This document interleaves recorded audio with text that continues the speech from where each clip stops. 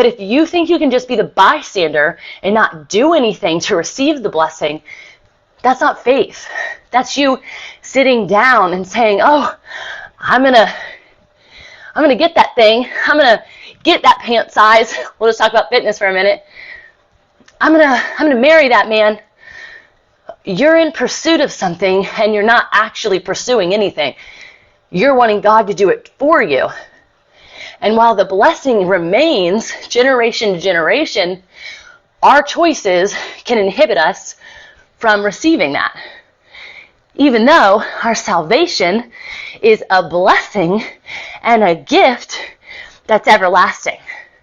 But what about the prosperity here on earth as it is in heaven? We had this interesting conversation about the riches in heaven. You hear this often, like, don't seek after the treasures on earth. We are storing up, he is storing up treasures in heaven for us.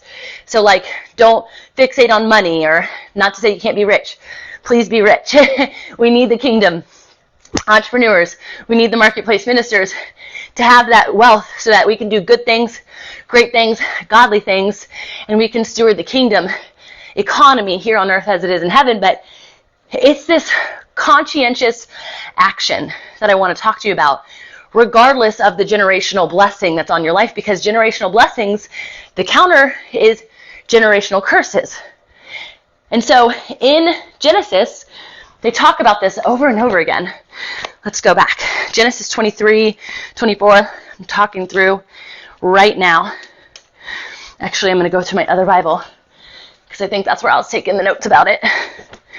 So many times, not only to Abraham, but also to Isaac, the Lord reminds him, almost says the exact same words about what it is that he's promised him, as far as, I am God of your father. I am the God of your father, Abraham.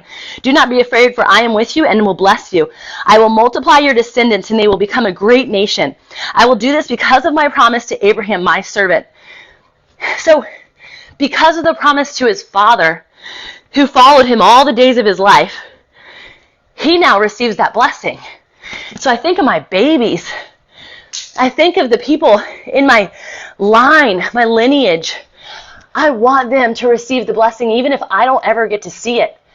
And so if we stop fixating on the natural of, I'm not receiving the thing that I'm waiting for, and we start saying, look to eternity and what that could mean for your children and your children's children, and the generational bondage that you're breaking in order to be who you are called to be today.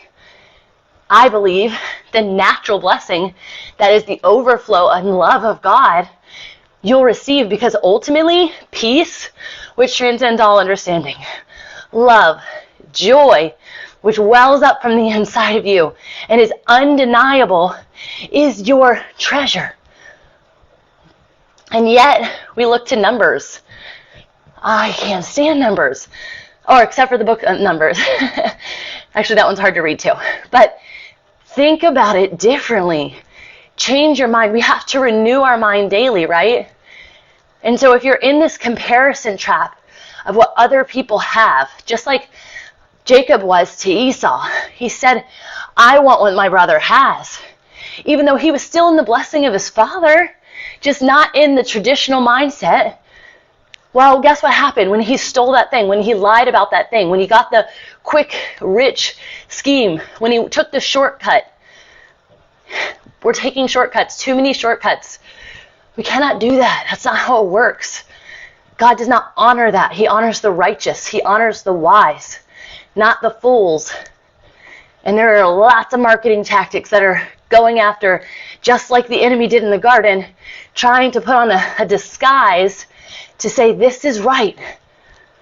And that's so far from the will of God.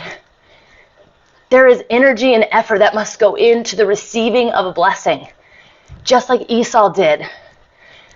And so Jacob still blesses his son, Esau, but not in the same way that he had already blessed Jacob, because he couldn't take it back. And guess what happens after that? First off, his brother wants to kill him, which that also, you might feel like people are coming after you. And simultaneous to that, his mom, Rebecca, sends him back home to her brother, Haran.